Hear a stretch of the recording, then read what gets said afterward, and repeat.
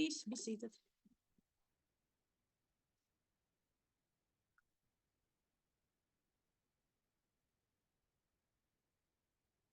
I open this public meeting of the College of Deans of the Vrije Universiteit Amsterdam for a PhD ceremony of the Faculty of Humanities by affirming that from our Christian origins to the present day, we practice science with a sense of wonder and inspired by fundamental values.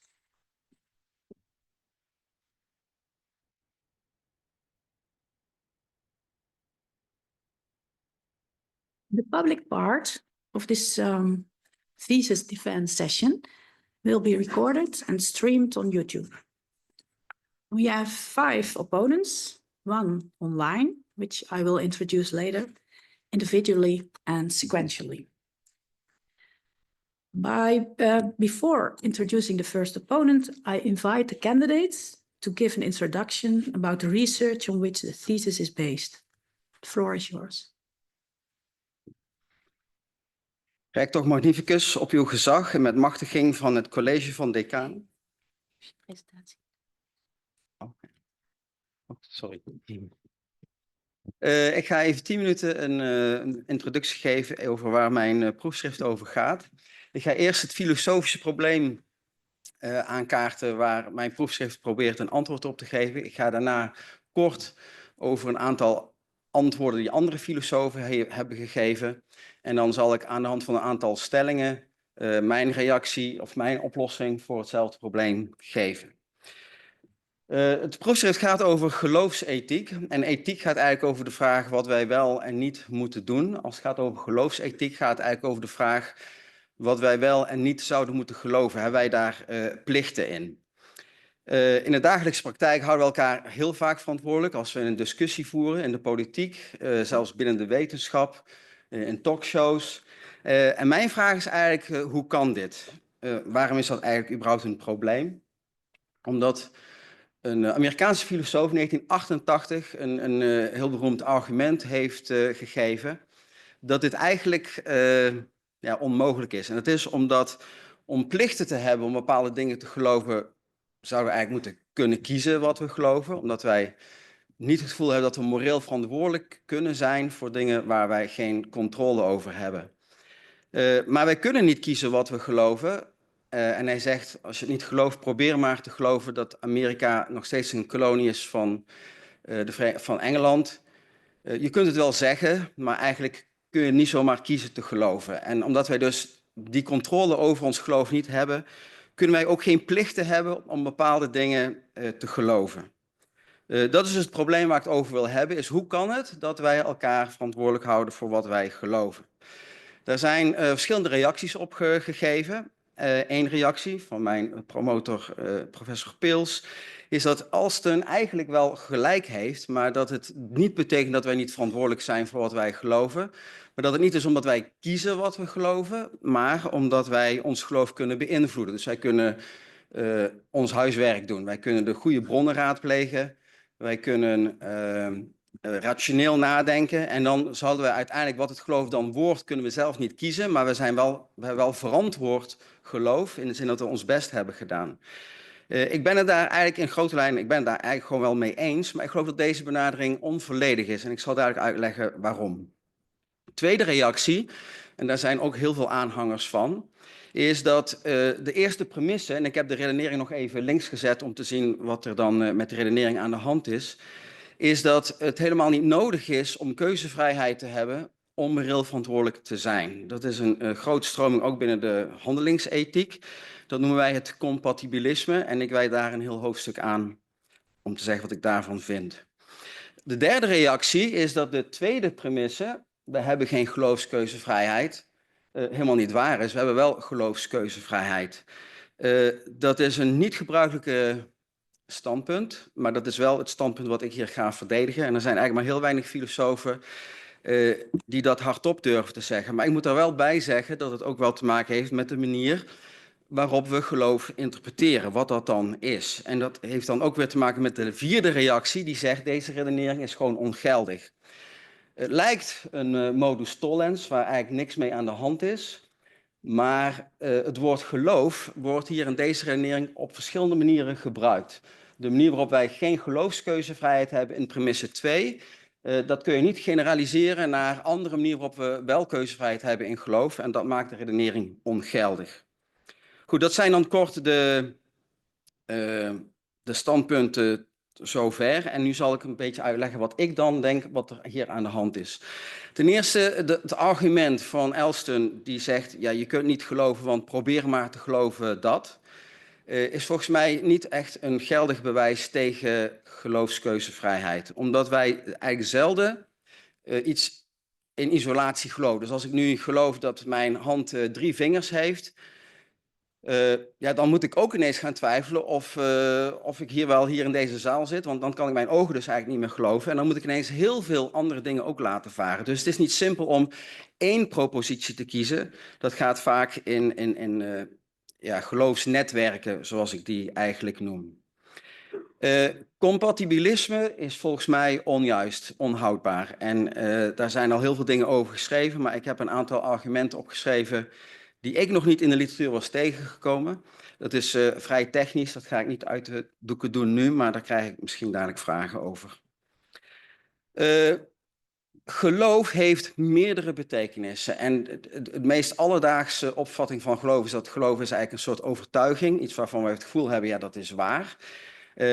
En dat is ook zo. Maar geloof is zoveel meer dan dat. Er zijn heel verschillende soorten geloof.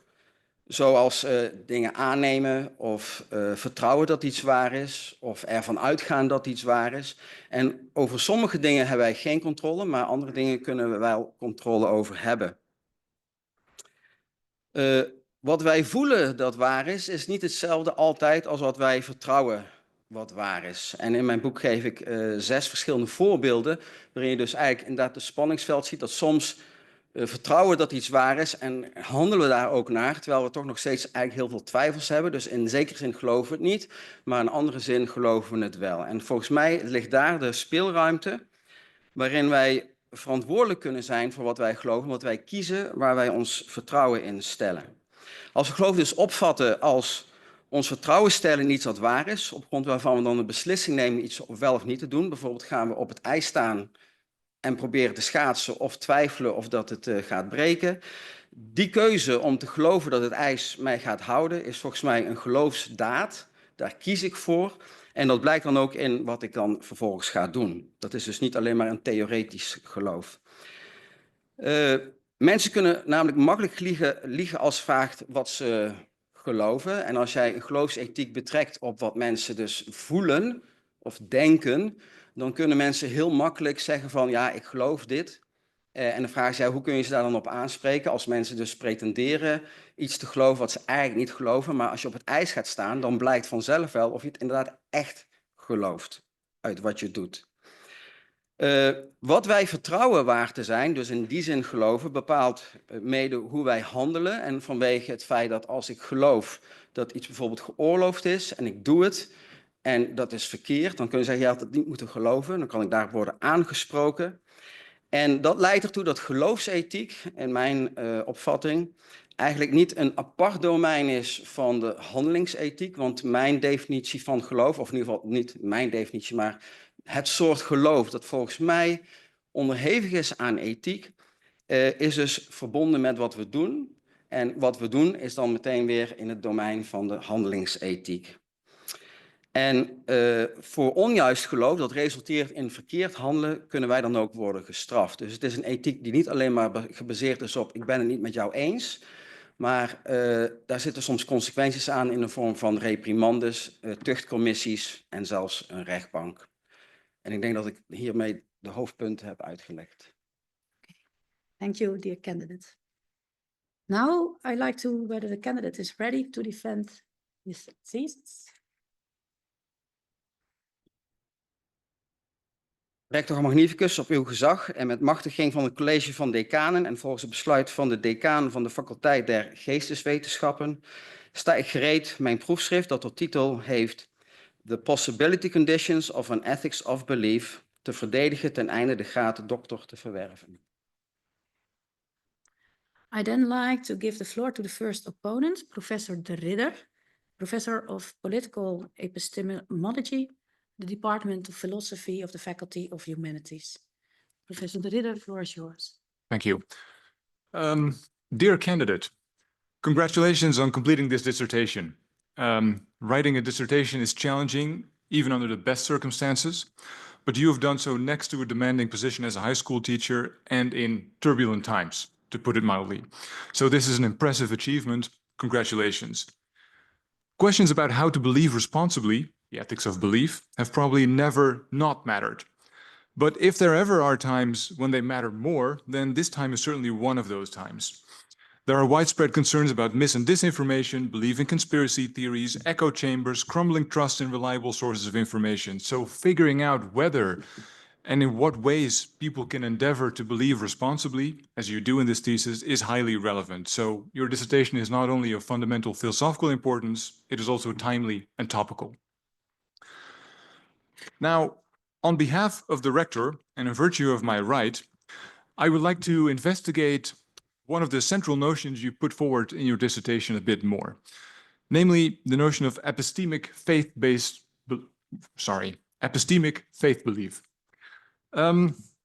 So on page 100, you write that an epistemic faith belief is a belief we exercise, rather than have, when we put enough trust in a possible truth or source of possible truth to act upon it.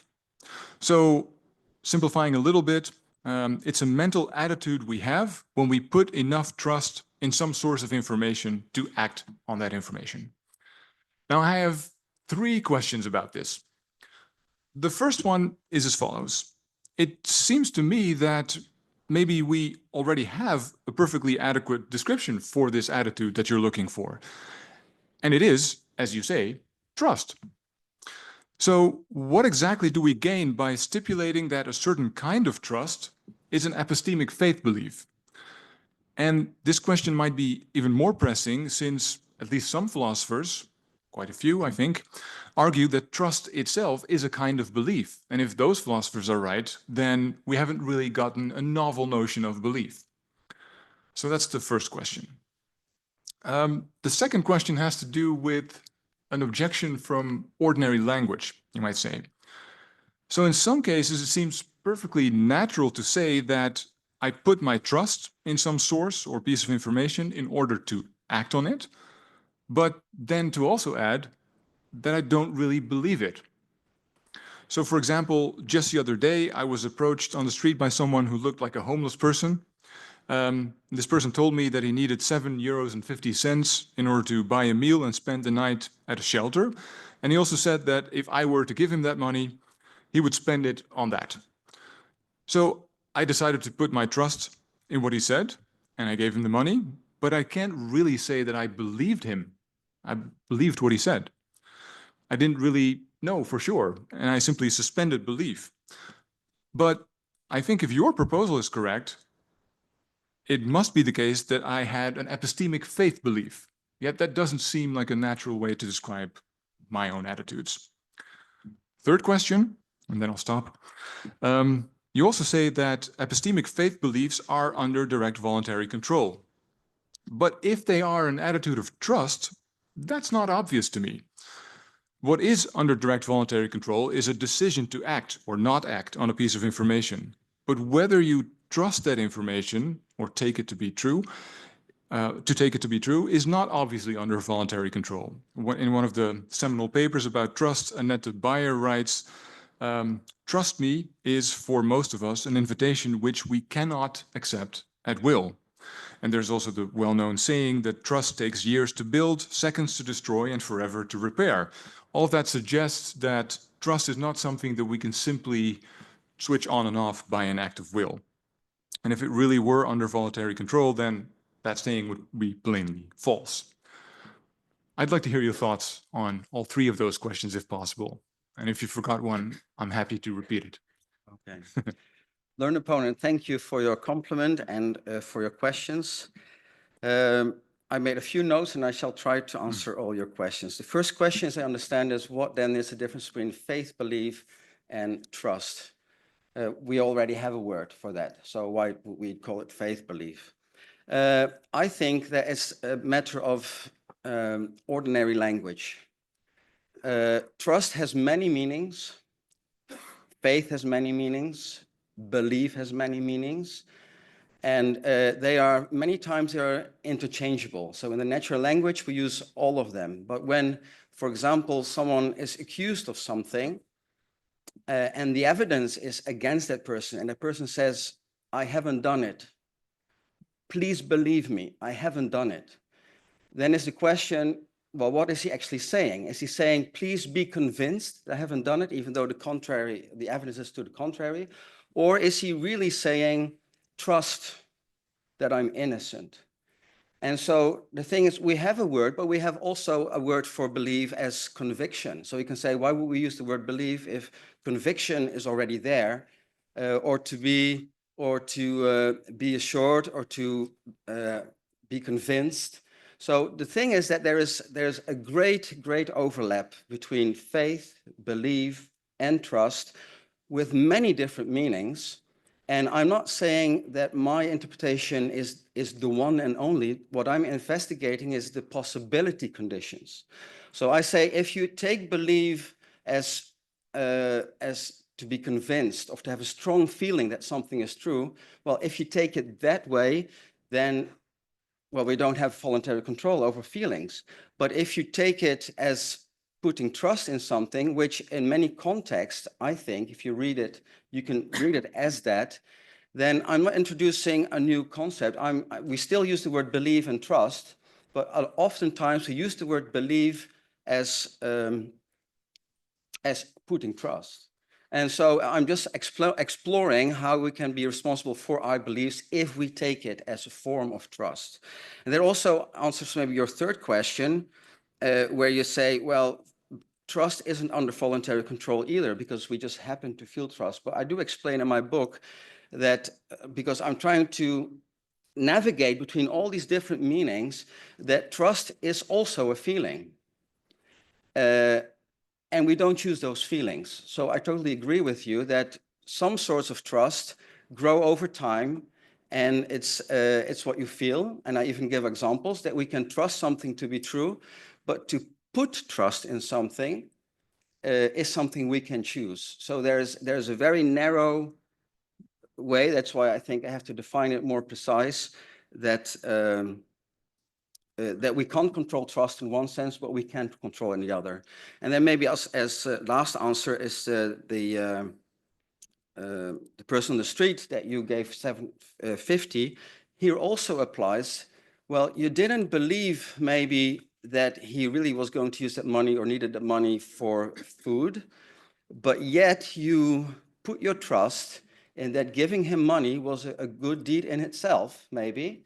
And then maybe, so you did put trust in something, otherwise you wouldn't have given him the money, I would say. You'd think, I still feel sorry for him.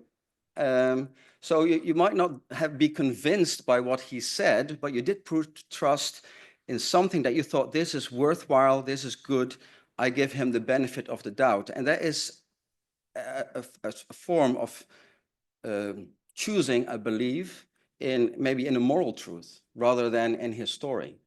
Right. So if I understand correctly, then the role of this notion of epistemic faith belief isn't so much to sort of reflect, well, maybe it is a little bit to reflect ordinary language, or maybe it isn't. Maybe you can help me understand this better. But it is perhaps to sort of clear up ordinary language and to invent new terminology that sort of makes it clearer when we're using a certain kind of notion of belief and when we aren't.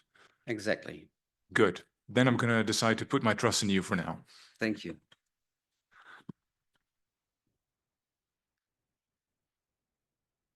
Then I would like to give the floor to the second opponent, Dr. Bastian. She is Assistant Professor Ethics in the Department of Philosophy of the Faculty of Humanities, also of this university. Dr. Bastian. Yeah, dear candidate, engaging with a question about doxastic voluntarism is no easy feat. A lot has been written, and I think the thesis did a great job at summarizing a lot of literature in a very creative and original way. So thank you very much for making this available to us. Now, on authority of the rector and by virtue of my right, I want to ask you about something I think that motivates the entire project and runs through the entire thesis, and that is the way in which you engage with our practices of holding each other responsible for beliefs that we have. So I take it that this is something you think happens a lot. We praise people, we criticize people for beliefs that we have, and out of this observation comes the problem of how to account for that, given that belief, generally speaking, is seen as something that is not under voluntary control, right? So this observation that we engage in these practices, that we hold people accountable for their beliefs, is then used in the argument a number of times. It's used to reject the standard idea of belief, to argue for the notion of epistemic faith belief that Jeroen has just discussed, and also to motivate the need for voluntarism. So the question I have is, instead of going down that route, why don't we engage with this practice critically? Why don't we think, well, the fact that belief is something that is not under our voluntary control, it is simply not the kind of thing that we can hold people responsible for. Yeah, we have a good understanding of responsibility conditions, generally speaking, and those just simply don't seem to apply in the case of belief. So you might say, the answer is clear, the price is too high. Yeah, if we do that sort of thing, we would have to give up on these practices of holding people responsible all the time. But I want to point to a part of the literature where it seems to me people are engaging critically with this practice, are questioning whether we actually are right in holding people responsible for their beliefs, without having to then come up with a notion or engineer a notion of belief that allows for doxastic voluntary control. And that's to do with the idea of epistemic obligations, right? So there are all sorts of epistemic obligations that people argue for. They might have to do with the kinds of roles that we're occupying. So to use an example that you were using in your thesis as well, if I am the captain of a ship, if I am the pilot of a plane, with that role come specific epistemic obligations. I might be required to gather more evidence. I might be required to double check once, twice, especially if the life of people depends on it. And if I fail to do that, then I can be criticizable. I can be it can be the case that I have behaved irresponsibly. But what we're criticizing then is not the belief itself, but the failure to live up to these epistemic obligations. So I think that would be a way in which we are not just taking for granted the practice of criticizing people for their beliefs, given that that can be seen as problematic, without having to give up on the idea of an ethics of belief or of belief practices altogether. So to come back to my question, why did you choose to accept this practice, this controversial practice of thinking that beliefs are the sorts of things that we can be responsible for, instead of going the other route and thinking that maybe this is something we should be critical of, and then maybe provide an error theory for why this is so predominant? Learned opponent, thank you for your compliment and for your question. It was a very long introduction, so I hope I get the question right. You ask, why do we continue following that we're holding each other responsible for our doxastic states? And why not just, what would be the alternative? That's what I didn't understand. Yeah, the alternative would be to say we are simply wrong in doing this because we are misunderstanding the kind of thing that belief is. It just isn't the sort of thing that people can be responsible for. And my question is not so much about why do we continue to do this, but why in your thesis do you choose to accept this and then try to engineer a notion of belief that doesn't fall a prey to that problem? Because I think it is a good notion, and I'm not sure if we could get rid of it altogether. I mean, even you asking me this question is a form of holding me epistemologically responsible for what I try to defend. So this whole thing here, what we're doing, is already an example of that you really can't do without it, or the whole academia would fall with that whole idea. So rather than trying to do away with an ethics of belief, which I think you should do if there is no voluntary control, I think it's very important to explain how this is even possible. And I think it is possible because it's not just an epistemic duty that is just a state of mind only. My point is that our beliefs result in actions. Some of our beliefs, that is. So we can have a lot of theoretical beliefs, which is just, I just happen to believe that something is the case, which could be quite innocent, and I think it could be quite permissive, what we believe in that respect. But when the moment I start believing things that I could blow up a building because I think that's what God wants me to, then I think it's a very good thing that there is such a thing as ethics of belief that say, well, there is a very wrong belief and you shouldn't have done that. So I don't think you can really do it without, and I wouldn't want to live in a world without a proper ethics of belief, to be honest. Okay, if I may just ask a follow-up question. But then couldn't someone say what you're ultimately proposing is not so much an ethics of belief, but an ethics of action, if it's really only those beliefs that we are evaluating that ultimately lead to action, and that's why that is important? No, I do talk about that in my book, because I suspected some people might say that. Beliefs lead to action. I think a lot of people would agree that beliefs have to do with actions. And so to say just, well, we have actions and that's a sphere in itself, and then we have beliefs and they're totally not related, I don't believe that is true, because it works both ways. What we do causes what we believe to an extent. That is the responsible belief approach. And I say what we believe makes a difference in what we choose to do. And to the extent that our beliefs make a difference in what we choose to do, we are responsible for those beliefs in particular, because we have voluntary control over that kind of beliefs, rather than beliefs that we just happen to feel something is true. Okay, thanks. I'll pass on to the next opponent. I invite colleague Professor Busvloek, Professor of Philosophy for the Fort Lewis College in Durango in the US as a third opponent. And he and the other opponents have also been a member of the thesis committee involved in judging the quality of the thesis before it was printed. And it's really important because this university considers high quality of thesis as crucial. So thank you, and the floor is yours. Well, thank you very much. Dear candidate, it's a pleasure to meet you in person. I really enjoyed the reading of your dissertation. The topics covered therein, I think, are just a fascinating constellation of issues: doxastic voluntarism, disagreement, the ethics of belief, generally speaking. Shortly before reading your thesis, I've been doing extensive work on doxastic voluntarism and was puzzled about the nature of belief in particular, and found that your treatment of the so-called traditional conception of belief in chapter 5 only further caused me difficulties in understanding what the traditional conception of belief actually is. So excellent, adroit treatment in that chapter. On the authority of the Rector Magnificus and by virtue of my right, I'd like to hear more about a remark that you make at the close of chapter 4.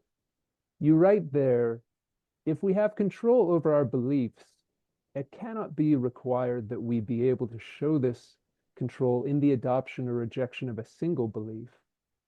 Doxastic voluntary control is more likely to be found in the change of paradigms, in religious or ideological conversions, or our trust in individuals or groups of people. Now, on the one hand, I would have expected that if one were skeptical of the possibility of direct voluntary control over individual beliefs, atoms, you might say, in the doxastic world, one a fortiori would be skeptical about the possibility of adopting whole systems of belief, which I take it paradigms involve. So I'm curious whether there's something epistemically distinctive about ideological or religious paradigms that make them susceptible to this type of control. Now, on the other hand, I'll allow that I think that I can see the appeal of this. People certainly talk as though they can adopt a paradigm or a religion. And Thomas Kuhn has certainly helped us understand how it is that we might adopt a scientific paradigm. But in any case, you might think that if we were to put the point a little bit more sharply, the particular propositions that comprise a paradigm, they each have a certain probability to them, given our evidence, given how we're thinking about things. And you might think that the conjunction of all of those individual propositions that comprise a paradigm might make it such that it's actually really quite difficult to rationally adopt the whole thing. And maybe perhaps when we're exercising doxastic control, rationality goes out the door. That'd be an interesting result. But in any case, I'm just curious to hear a little bit more about this particular thought that you express at the close of chapter 4. Learned opponent, thank you for that question. I have to say that I discuss this thing about doxastic webs, about that a lot of beliefs that we have are not in isolation, but are intertwined with a lot of other beliefs we have. Still, when I try to refute Alston, so at this point of my thesis, I'm not thinking of epistemic faith beliefs yet. What I'm trying to say is that if Alston asks me to believe that the US is still a colony of the United Kingdom, then I think that is preposterous because, like I said in the introduction, beliefs come in sets. That is, they are intertwined logically, coherence. It's like once I trust my eyes, then I will believe all sorts of things. If I don't trust my eyes, then I have to drop a lot of beliefs. And I write in my thesis that it took Descartes only 3 crazy propositions to wipe out his vast belief set. I think that ideologies and religions and paradigms and when I talk about change of beliefs, then I'm still talking about the standard idea of belief at this stage of my thesis. I do think that they come in a group because they are about things pertaining to the future, how we would like things to be. Like, for example, if you become a socialist or liberal or conservative, and also religious paradigms, they don't endanger my basic beliefs about the common sense world that we live in.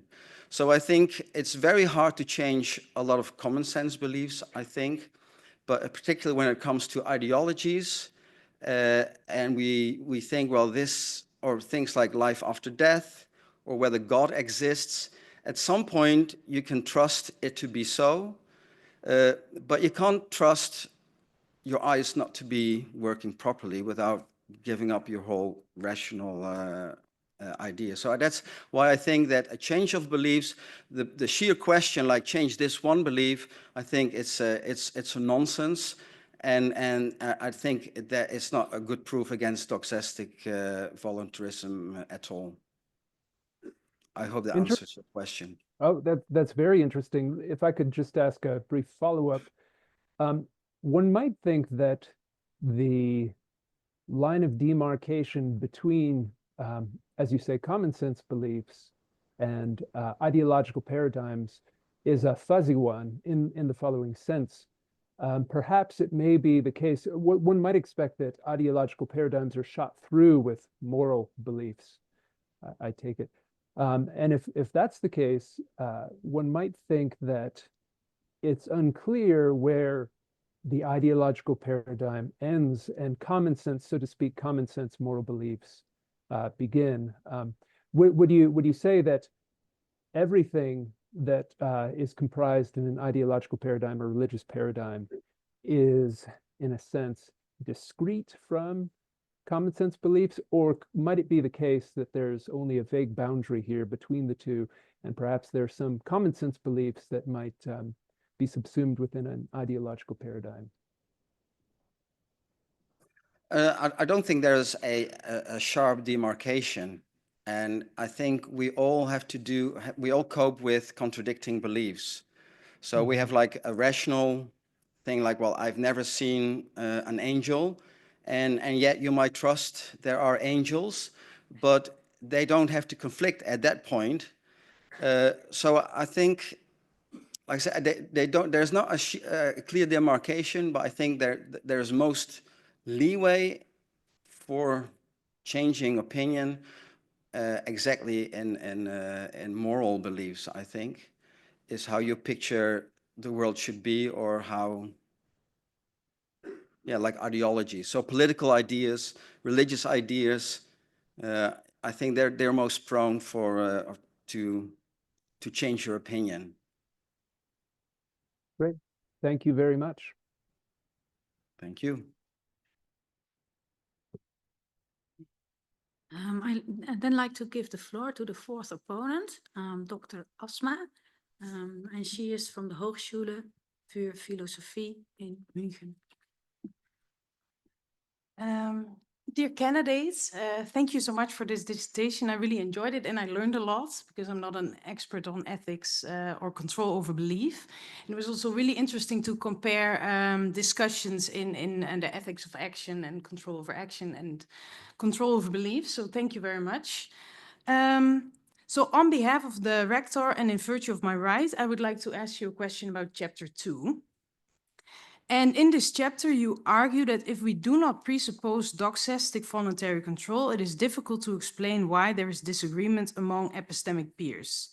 And on page 22, you discuss, so I'm going to quote a few sentences, that any explanation in the form of some new variable that has not been considered but that influences the belief formation amounts to denying they were strict epistemic peers in the first place. The explanation for disagreement must, in that case, be offered by some form of doxastic voluntary control, because that's the only variable that can be shared but can produce different outcomes, or so it seems. So, as you say after that, any two people who are strict epistemic peers cannot disagree except if they can somehow choose to believe differently. So, and on page 28, you also discussed the possibility that this might be due to chance or randomness, but you don't say that much about it, because that would, as you say, undermine the rationality of the disagreement, and peer disagreement would involve rationality. So this really reminded me of one of the central issues for libertarian free will, in which alternative possibilities, so the ability to choose differently, is only one condition, but suffers from, well, the charge from compatibilists, for example, that this could also be random. So it could also just be, not have nothing to do with control or with rationality. And many philosophers, even libertarians, would say, well, free will is about acting for reasons, so there must be grounds in the world, so to say. So connecting this back to your argument in chapter 2, I was thinking, wouldn't this imply that for disagreements, peer disagreement, to be the result of voluntary doxastic control, there also has to be some ground, a difference on which this is based, and as a result, that maybe rational peer disagreement cannot exist, because otherwise it would just be random. It would only be alternative possibilities. So then in relation to what you're saying on page 30, isn't it the case that doxastic voluntary control also explains away epistemic peerhood? Or to put my question slightly differently, which understanding of doxastic voluntary control are you using in this dissertation, if we acknowledge that alternative possibilities is not sufficient for choice? Learned opponents, thank you for your question, introduction. I must say this chapter 2 is an introductory, after the introduction, it's a building up, because it's I used it also as partly as an argument that the responsible belief approach is not enough to explain this case. I do not at this time in my dissertation elaborate on what this doxastic voluntary control is. What I'm trying to argue is that epistemic peerhood, well, if you ask me, is not really a thing, in the sense that people disagree and you think the other person is just as smart as you, and that would be like in general terms, but no two people ever consider the same evidence, well, I would say ever, not always, in the exact same way, even if you have the exact same time to think about the topic, you have the exact same information, you have the exact same background, which is already impossible. So strict peerhood never obtains, but the point is that if you disagree, then, well, the easiest answer would be there is no strict peerhood. We just are still a bit different, so why should I adjust my opinion?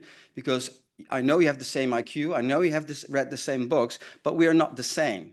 So that would settle the whole question. That would also answer the question of epistemic peerhood. What should I do? Well, just stick to your beliefs, because you can always say, you are not me, we're not the same. But then I say, if you insist that there is such a thing as epistemic peerhood and that should play a role in what we believe, so we should choose to adopt our beliefs because someone just as smart disagrees with us, then I say, well, then you must suppose that that person can even change his opinion, because if you are an involuntarist in the first place, it's a ridiculous question. What should I do if a peer disagrees? So the question itself already presupposes it, but also the disagreement presupposes it. Because how else, if two peers come to a different conclusion, they must have made a choice on the way that differs, or it must be not a choice but something else, but that would disexplain or explain away their peerhood. So I kind of like, I don't give an answer to the question in the chapter itself, but I pose the reader for a dilemma. Either you give up peerhood, epistemic peerhood, or you go for a version of Doxastic voluntary control. But if that is the version, if you want a version of Doxastic voluntary control, then it can't be indirect influence, because the thing is that these two people that read the same evidence, they influence their beliefs in the same way. You can put them in a laboratory room and say, this, you read this, you read that, your epistemic peers. So it's not just the way they influence their belief, there's the way they take the evidence. And you make a choice in how you take the evidence. So, but I'm not arguing for one or the other. I'm just saying something has to give here. Okay. I hope that answers your question. Yeah, thank you. Okay. I introduce colleague Professor van der Brink, Professor of Science and Religion, Faculty of Religion and Theology of the Vrije Universiteit, as a fifth opponent. And please, Professor van der Brink, floor is yours. Thank you. Dear candidate, I readily add my congratulations and compliments to those of my predecessors. I greatly enjoyed reading your book, and not being a professional philosopher myself, I learned tremendously from your work. And I also admire your clear, if I may say so, and smooth and concise and precise style of writing. So you really took me in when reading the book. So thank you for that. On the authority of the rector and by virtue of my right, I'd like to ask you two questions. And one of them was actually provoked by the interaction you had with the third opponent. So I was also struck by the same passage which prompted him to ask his question on the at the end of chapter 4. And I was not fully convinced by your answer, especially when it comes to these paradigm shifts and religious conversions. So what you are actually saying here is that in those cases, doxastic voluntary control is more likely than in the case of individual beliefs. But I wonder why you say that and why you think so, actually, because in the literature, at least, paradigm shifts are known as taking place involuntarily mostly. They are like gestalt switches that's very often compared to, right? So you have these famous pictures of a duck, which can also be seen as a rabbit, but you cannot do something to switch the picture, right? It just happens to you that you see it one way or another. That's kind of comparison for paradigm shifts. Some have even said that science proceeds one funeral at a time because scientists have to die first. Max Planck, that was Max Planck, I believe. Scientists have to die first because they cannot just appropriate another paradigm than the one in which they were raised in. And also with religious conversions, I think the same is often said, at least. People who convert themselves religiously, they say things like, once I was blind and now I see. And this just happened to me. I didn't make a choice to do so. So why do you think it's different? I don't think well, the problem is we're still talking about, the question would be here, learned opponent, sorry. The question would be, what kind of belief are we talking about here again? So are we talking about convictions, the standard idea of belief? Because at some point when the evidence is overwhelming in a scientific case, in a paradigm shift, or when you see an angel or whatever, or you have a vision and you think, well, then obviously you don't have this choice, because then your conviction the feeling that is true is overwhelming. So in that sense, we don't choose those convictions, neither in a paradigm shift or a religious conversion. However, there are also people that have a lot of doubt whether this new scientific theory is true. There's a lot of historical examples, for example, the ether, whether that was a thing in the days of Lorentz and Einstein. And the question is, a lot of scientists held on to that idea, and they didn't want to give it up, and so the same is with religious idea. People don't want to give up some form. And even when people doubt, at some point, some people, and there's examples of that, they say, well, I'll give it a go. Suppose it is true. And like I say, this faith belief is a sort of a doxastic venture. It's not the belief of conviction. It's the belief of, let's trust for a moment that it is true. See where it takes me. And so I know of people that have been converted religiously that are not totally convinced at all, but they start, they might start going to church, or they might, in the case of science, they might start, well, maybe I'll do some research in that field. Maybe I'll do a few experiments of my own. But even doing a few experiments of your own is already putting trust to a degree. In my book, I use the example of someone that offers me a dish and asks me to say, well, this is really nice. And I say, it doesn't look nice to me. And I don't want to eat it. And yet he says, no, you really have to try it. And then I do try it. And so I did put some trust in the testimony of that person, even though all the evidence for me, other than the testimony, was like, I don't like it. And my taking a bite is a form of putting trust in my friend's testimony, full of doubt all the same. Yeah, I read that example. But in your response to the previous opponent, you pointed out that at this stage of your argument, you are still talking about the standard conception of belief, about belief as a conviction. So it slightly confuses me that you now change the terms. Yeah, that is true. But the point is that in actual life, belief and faith belief are so closely knit that a lot of philosophers haven't paid attention to it, like Clifford, what the example that I use. So at this point, it's true that I still think that beliefs, convictions come in clusters. That is kind of like the point I wanted to make. But for the same token, I think that changing an opinion sometimes starts with trusting, and belief grows after that. Okay. So it's like I said, they often go together, but sometimes the trust goes before the conviction. And also in scientific matters as well as religious or political matters. Okay, so we have to read this passage in light of what you were elaborating later on, I guess, in the book. Yes. Yeah. Okay. Is there still room for another question? Yes, please. Yeah. Okay. So I was thinking, what is the as a theologian, what is the impact of your new theory for Pascal's famous wager argument? So let me briefly explain this. So Pascal has this wonderful thought, this recommendation for those who doubt about religious beliefs, especially believe in the existence of God. So they feel cross-pressured. On the one hand, there is some evidence in favor of the existence of God, but on the other hand, there's a lot of evidence against it, and they just don't know what to choose and what is true, and they feel that a lot is at stake, of course. So the world is totally different when you believe in God as compared to when you don't.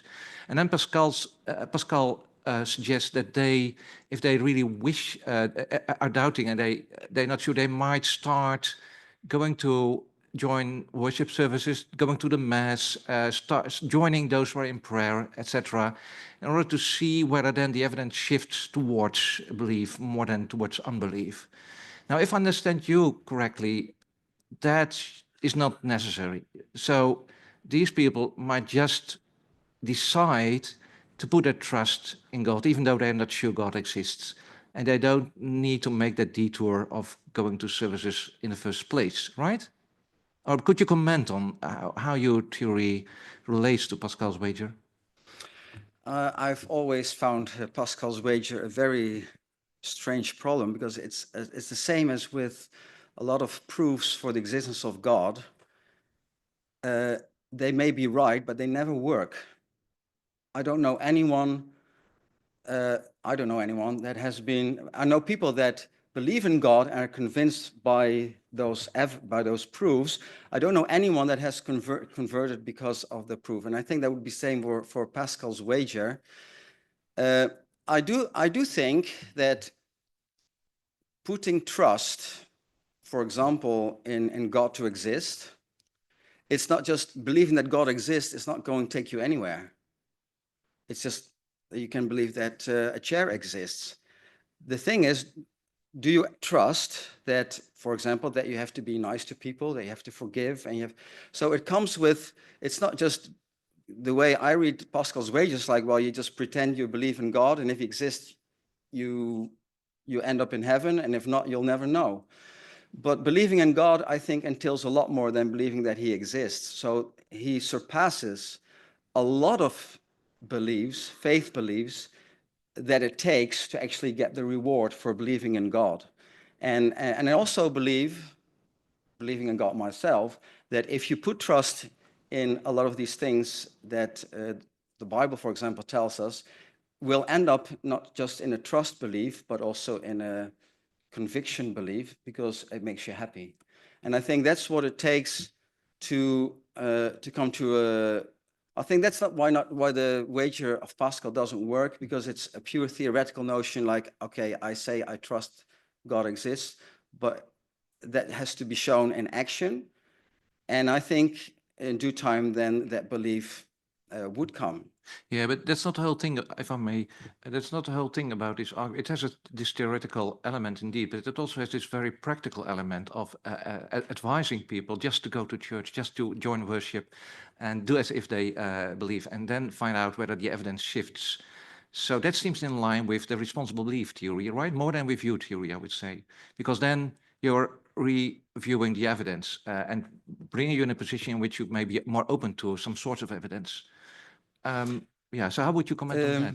No, I totally agree. And like I say, I think what I defend is complementary to what Professor Pils defends. So influencing our belief in that way is something we should do and may result in a particular belief. But the very moment you go to church for the first time, or you start reading in the Bible for the first time, or when you even have a serious listen to that person that tells you to do that, there is a form of trust involved, like the tasting of the dish. So it's a combination. In that case, we both influence what we believe by what we do, but what we do is instigated by a faith belief that we should be doing that. So by going to church or reading in the Bible, we already put trust in someone that tells us to do so. Mm-hmm. And that is a choice. Yeah, sure. Thank you. I would like to give the floor to Professor De Ridder. He has some more questions, and you have now the opportunity to discuss these questions with the candidates. Thank you. So still on behalf of the Rector Magnificus and by virtue of my right, I would like to follow up on your discussion with Lieke Asma just before on chapter 2, the discussion of peer disagreement. And I was intrigued by your argument there that the possibility of disagreement between strict peers presupposes doxastic voluntary control. Intrigued, almost convinced, maybe not quite, but I'd actually like to push you on a later part of that chapter, where you also say that if we work with a soft notion of peerhood, the possibility of disagreement between soft peers still presupposes doxastic voluntary control. And I thought that argument was problematic, so let me explain why. In a nutshell, I think your argument boils down to saying that if two soft peers have a disagreement, there must be some sort of symmetry breaker between them. private evidence, intuition, different ways of weighing the evidence, different epistemic principles, standards, background beliefs, what have you. So that seems plausible enough. I mean, these things could explain the possibility of disagreement between soft peers. But you then go on to say, and I think that's a crucial claim in your argument, that this means that they are really not epistemic peers after all. But I think that claim equivocates on the notion of epistemic peerhood, because it's only true when you mean to say that they are not strict epistemic peers after all. But the fact that there is some small difference between them, something incommunicable, private, what have you, doesn't mean that they're not soft peers. So if that's right, disagreement between soft peers remains perfectly possible, even if we don't presuppose anything like voluntary doxastic control. So can you maybe help me understand this better? Yes, thank you for the question. What I try to, the question I raise is, why do people disagree in the first place? So I want an explanation of the disagreement before answering the question, what should I do? Now I know that person that is as smart as me comes to a different conclusion. If your starting point is soft peer disagreement, so we're not exactly the same, but we are kind of like same enough, then I still raise the question, well, we're the same enough. How so? Because we disagree. And then you start searching. And my point is that the moment you start to explain the disagreement among soft peers, you have to raise the bar. So, okay, we went to the same school. Okay, check. We've read the same book. Check. But now at some point, because we're soft peers, there's going to be a difference. We're moving to the strict peerhood to find out where we split. And the point is, so if you are a soft peer and you disagree, then you can only explain a disagreement by explaining where we're not peers anymore. And at that point, we have explained away our peerhood, because we want to be soft peer, but that has no influence anymore on our disagreement, because where we start to disagree is exactly where we're not peers anymore. And so if you start with peer disagreement of soft peers, and you start discussing, well, why do we disagree? Then you move the lever all the way to strict peerhood, and then say, now, are we still peers? Yes. Well, then we need doxastic voluntary control. Right, so then the conclusion is not that soft peerhood requires voluntary doxastic control, but only that strict peerhood does, right? Yeah, but soft peerhood upon investigation necessarily leads to strict peerhood, to find where do we disagree, where we're not peers anymore. So it's soft peerhood will always end in strict peerhood, or you have found why there's a disagreement, and then you can say, well, we're not peers here. So we disagree, but I know why we disagree. And because we are different here, I don't have to listen to you anymore because we're not peers anymore. So that would take away the question as well. What should I do upon finding a disagreeing peer? Yeah. So I think the proper conclusion would have to be, well, when we're soft peers, our disagreement can be explained either by some small difference between us, or perhaps voluntary doxastic control. But I don't think it's necessary to presuppose doxastic voluntary control when we just work with the notion of soft peerhood. No, maybe I did, but that was exactly what I was thinking, that soft peerhood will always, in a discussion, end up to coming to strict peerhood. And that then it will require doxastic voluntary control Right, to explain good. difference. So at any rate, I take comfort in the fact that we have perhaps just now gotten a bit closer to being strict peers. Thank you. Thank you. I'd like to give Dr. Bastiaan the opportunity to discuss with the candidate. Yeah, dear candidate, I think at many points now it has come clear that for you it's very important that we are very clear about what notion of belief we are talking about, because there might be equivocation going on otherwise. And so on the authority of the rector and by virtue of my right, I would like to hear a bit more about how you conceive that relationship between belief simpliciter, the standard view, and faith belief.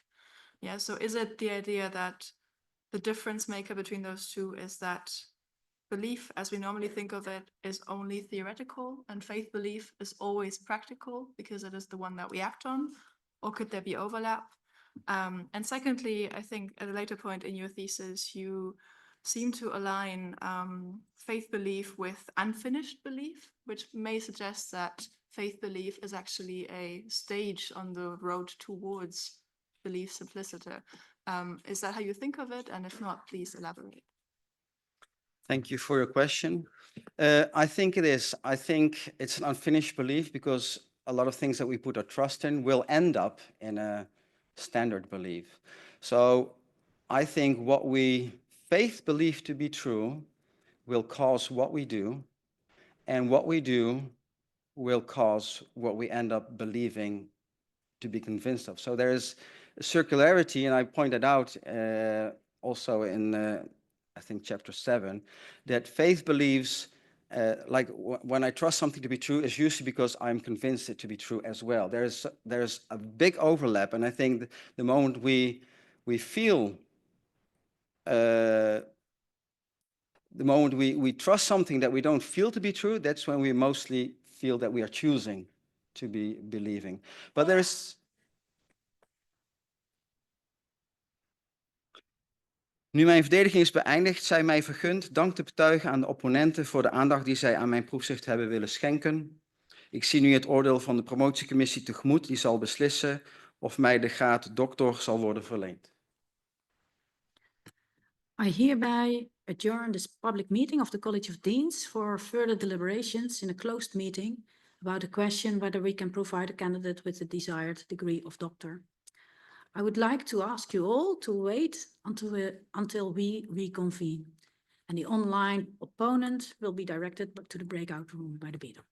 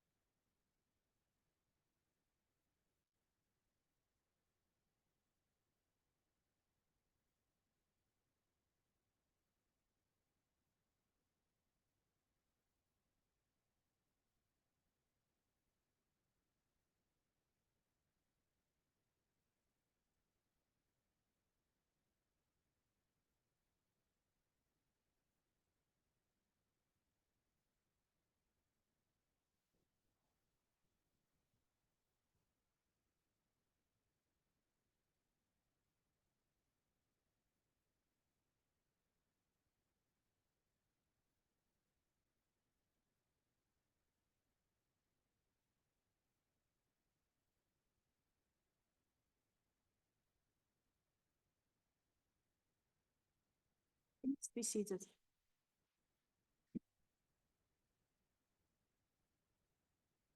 I reopen the public session of this PhD ceremony. By its duly accorded authority, the Doctorate Exam Committee of the Faculty of Humanities has decided to grant the degree of Doctor of Philosophy to Valentin Arts.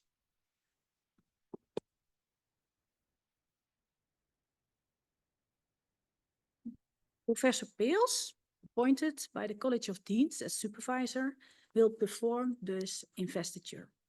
And I invite both supervisors to sign the degree certificate as witness of this deed.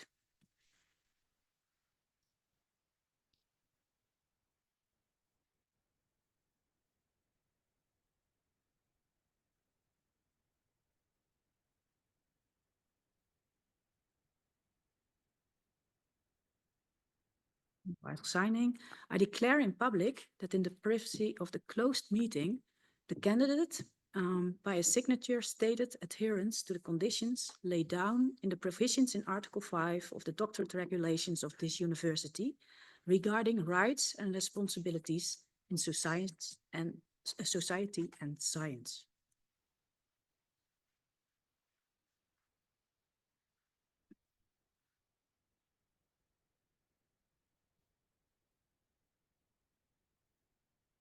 I now request Professor Peels, the promoter, to resume this ceremony by pronouncing the investiture formula.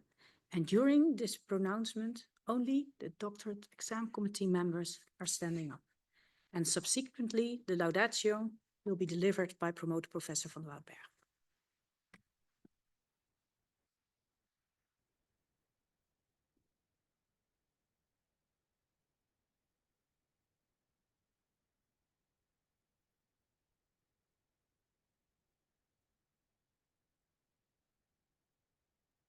Uit kracht van een bevoegdheid van het bestuursreglement van de Vrije Universiteit Amsterdam, toegekend verleen ik als de daartoe door het college van decanen aangewezen promotor aan u, Valentin Arts, de graad Doctor of Philosophy. Ik verklaar u in het bezit van alle rechten door wet of gewoonte aan deze titel verbonden. Ten bewijze hiervan overhandig ik u het diploma, door de rector magnificus en de promotor ondertekend, en voorzien van het grootzegel van de universiteit.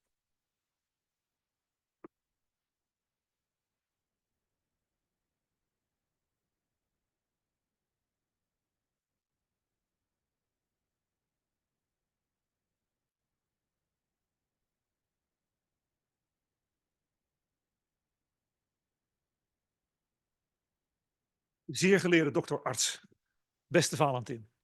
Ik wil je ook van harte feliciteren met de succesvolle verdediging van je proefschrift en het behalen van de door jou verlangde graad.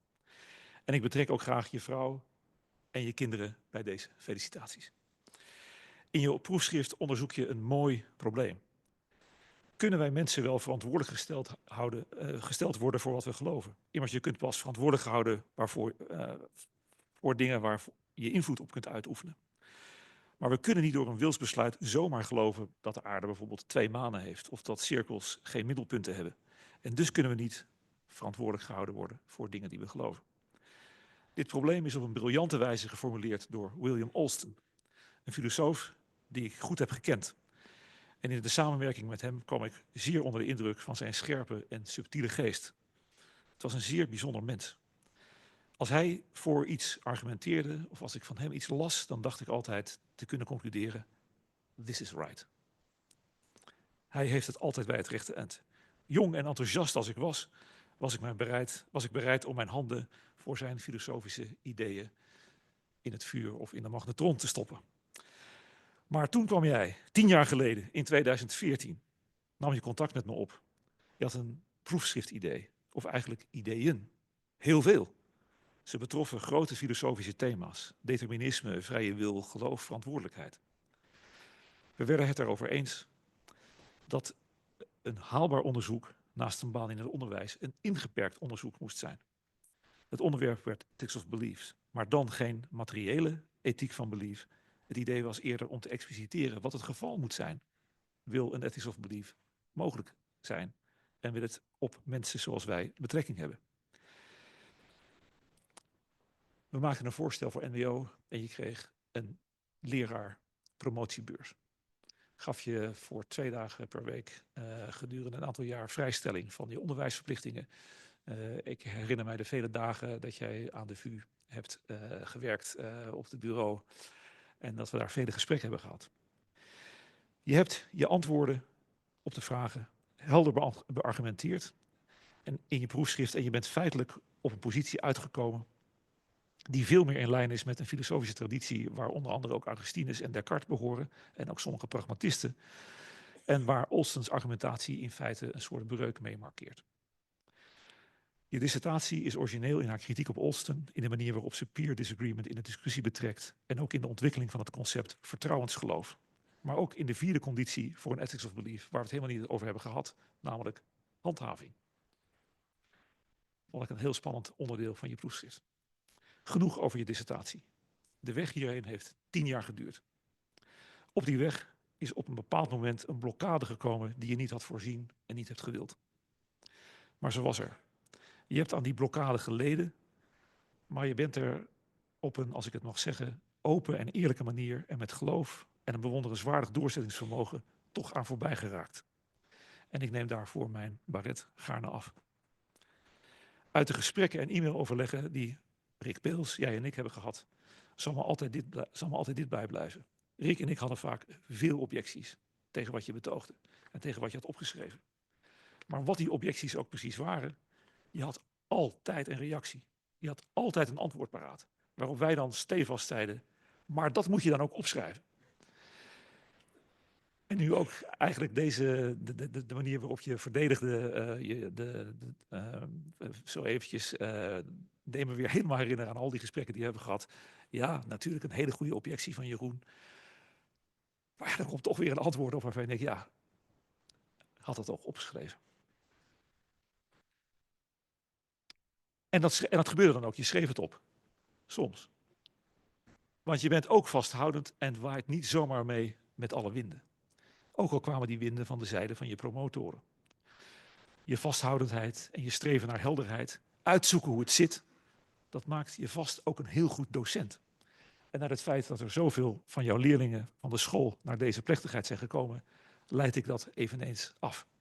Tegen hen wil ik zeggen, jullie leerlingen van het Rijthovius College, gefeliciteerd met zo'n knappe leraar. Mogen hij voor jullie een Gamaliel zijn.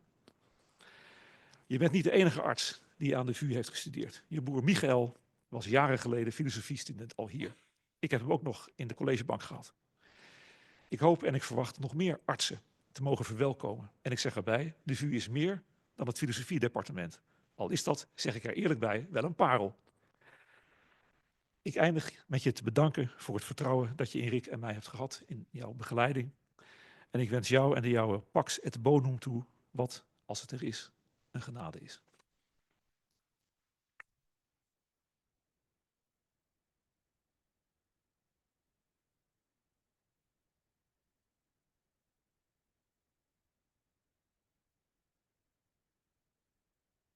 Well, it's also for me a great pleasure, young doctor, to congratulate you with your degree. And I congratulate you also on behalf of the College of Deans of the Vrije Universiteit Amsterdam. I wish you great success with the degree of doctor and also in your career at school. Your pupils and colleagues will benefit from you being a scientist. And finally, I wish you good luck in personal life as well. This PhD ceremony is now completed.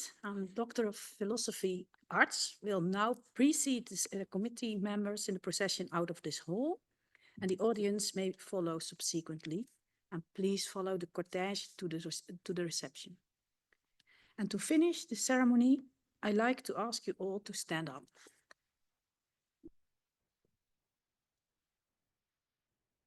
I close this public meeting of the College of Deans by desiring that our scientific search for truth and wisdom may be beneficial to the world and to humanity.